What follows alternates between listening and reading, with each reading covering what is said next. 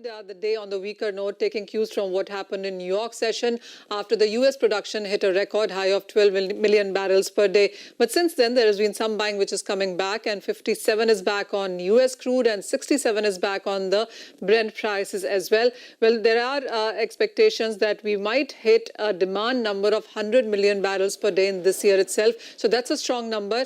If you don't look at the U.S. production, you would have seen the crude oil prices much higher from where they are right now, because we have seen voluntary, involuntary cuts. The demand estimates or the incremental demand expectations are higher for 2019. So those are some of the supportive factors, and that perhaps is what really seems to be working for the crude oil prices right now. Up 25% in 2019 is where we are holding that sector as.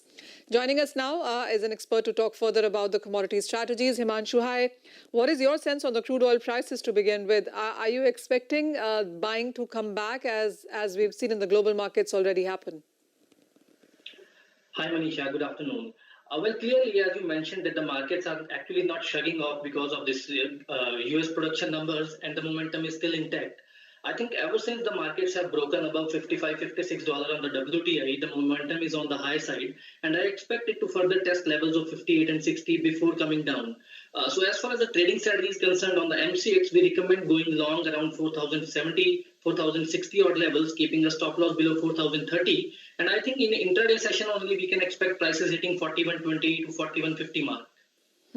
Himanshu, also with the US and China trade talk slated to conclude today, and there are some final agreement, talks coming out, that there are perhaps six key factors where we might see an understanding of memorandum actually go through. How are the metals taking this in? Will we need to see some more concrete, conclusion before you start buying in, or are we working well with this?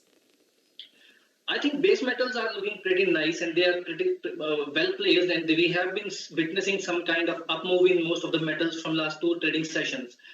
Talking about a metal like copper, which has some strong fundamentals where the supply disruptions due to heavy rains have also supported the prices, and at the same time the deficit is also supporting the prices. So I think most of the metals are looking nicely placed, and the momentum is on the high side. As far as the trading strategy is concerned, I think I would recommend to go long in copper around 454, 455 odd levels, keeping a stop loss below 453, and I think 462 to 465 is the targets that I'll be looking for.